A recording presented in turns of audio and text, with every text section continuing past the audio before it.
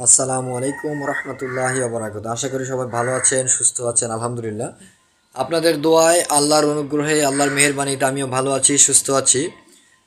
গত ভিডিওতে আপনাদের মাঝে একটি হাদিস নিয়ে আলোচনা করেছিলাম। রসুল্লাহ সাল্লাহ সাল্লামকে আল্লাহ রবুল্লা আলমিন 5টি জিনিসের আদেশ করেছেন।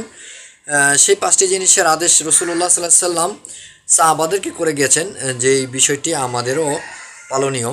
রসুল্লাহ সাল্লাহ সাল্লাম বলেছেন যে আমি তোমাদেরকে 5টি জিনিসের আদেশ করছি, যেটি আল্লাহ রবুল্লা আলমিন আমাকে আদেশ করেছেন। এক নম্বর হচ্ছে তোমরা জামাতবদ্ধ থাকবে।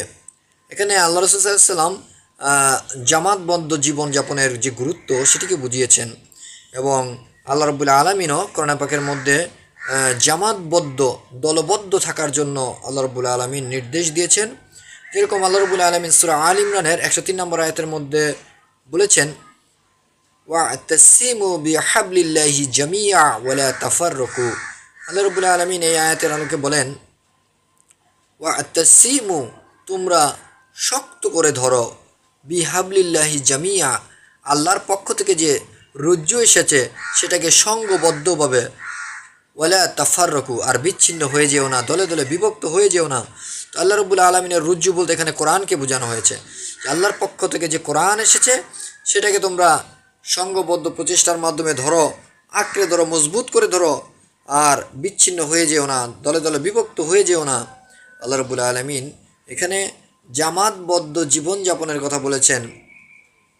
আর ওই হাদিসের আলোকেই আল্লাহ রবুল্লা আলমিনের যে দ্বিতীয় নাম্বার নির্দেশটি ছিল সেটি হচ্ছে যে তোমরা আমিরের কথা মনোযোগে শ্রবণ করবে। যে দলবদ্ধ থাকতে হলে অবশ্যই সেই দলের একজন আমির থাকবে। তার মানে এখানে বোঝাচ্ছে যে একজন আমির, আমির বলা হয় আরবিতে বলা হয় আমির, আর বাংলায় হচ্ছে নেতা। তার মানে অবশ্যই এখানে নেতৃত্ব দানের মতো একজন যোগ্য ব্যক্তি থাকবে। আপনি যে দলবদ্ধ থাকবেন সেই দলের একটি অবশ্যই যোগ্য নেতৃত্ব থাকবে। এই জন্য আল্লাহ রসুল সাল্লাল্লাহু আলাইহি ওয়াসাল্লাম এই জন্য বলেছেন যে তোমরা আমিরের কথা মনোযোগে শ্রবণ করবে, আমিরের কথার আনুগত্য করবে। তার মানে অবশ্যই এখানে স্পষ্ট যে অবশ্যই মুসলমানরা একটি দলে আবদ্ধ থাকবে, যেই দলের নেতৃত্ব থাকবে, যেই দলের আমির থাকবে, সেই আমিরের আদেশ আপনি যদি শরীয়সম্মত হয় অবশ্যই আপনি সেই আদেশ মেনে নিতে আপনি বাধ্য। কারণ আল্লাহ রব্বুল আলামিন সূরা নিসার মধ্যে আল্লাহ রব্বুল আলামিন আমিরের আনুগত্য সম্পর্কে একটি আয়াত নাজিল করেছেন। আল্লাহ রব্বুল আলামিন সূরা নিসার 59 নম্বর আয়াতের মধ্যে বলেন, ইয়া আইয়ুহাল্লাযিনা আমানু আতিউল্লাহা ওয়া আতিউর রাসূলা ওয়া উলিল আমরি মিনকুম। আল্লাহ রাব্বুল আলামিন এই আয়াতের আলোকে বলেন যে হে ঈমানদারগণ, তোমরা আল্লাহর আনুগত্য করো আর রাসূলের আনুগত্য করো, আর তোমাদের মধ্যে যারা আল্লাহ এবং রাসূলের বিধান দিয়ে আদেশ দেয় তাদের আদেশকে মেনে নাও, তাদের নির্দেশকে মেনে নাও। তার মানে এখানে আল্লাহ রাব্বুল আলামিন বোঝাতে যাচ্ছেন যেই দলের, যেই সংগঠনের যে একজন নেতৃত্ব থাকবে, যেই জামাতের যে একজন নেতৃত্ব থাকবে, আমির থাকবে, সেই আমিরের আনুগত্য করা তার ওই প্রত্যেকটা মুসলমানের জন্য ফরজ।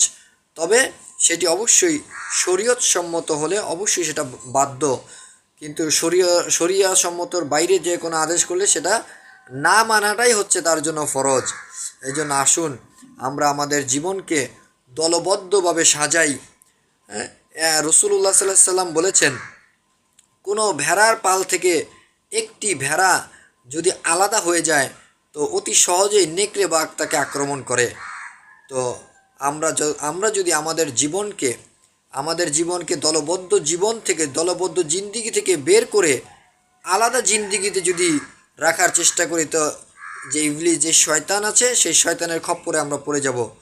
এখানে আল্লাহ রাসূল সাল্লাল্লাহু আলাইহি সাল্লাম বলেছেন, এই হাদিসের আলোকে আল্লাহ রাসূল সাল্লাল্লাহু আলাইহি সাল্লাম বলেছেন যে যারা ইসলামী আদর্শ ব্যতীত, ইসলামী দল ব্যতীত, ইসলামী জিন্দিগি ব্যতীত যেই জামাতের কথা আল্লাহ রাব্বুল আলামিন এখানে বলেছেন, কেউ যদি সেই জামাত থেকে এক বিগত পরিমাণ বিচ্ছিন্ন হয়ে যায়, রাসূলুল্লাহ সাল্লাল্লাহু আলাইহি সাল্লাম বলেছেন সে যেন তার গলা থেকে ইসলাম নামক রশিটা খুলে ফেলল।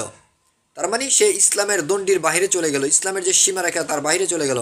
এই জন্য আসুন আমরা আমাদের নিজেদের জীবনকে ইসলামী দলবদ্ধভাবে, ইসলামী জিন্দিগিতে ইসলামী যে আল্লাহ রাব্বুল আলামিন যে জামাত থাকার কথা বলেছেন, সেই ইসলামী জামাতের মধ্যে আমাদের জিন্দেগিকে সাজাই, আমাদের জীবনকে সাজাই, আমরা দলবদ্ধ থাকার চেষ্টা করি।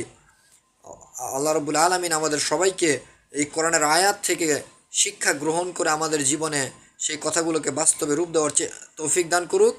ওমা তৌফিকি ইল্লা বিল্লাহ।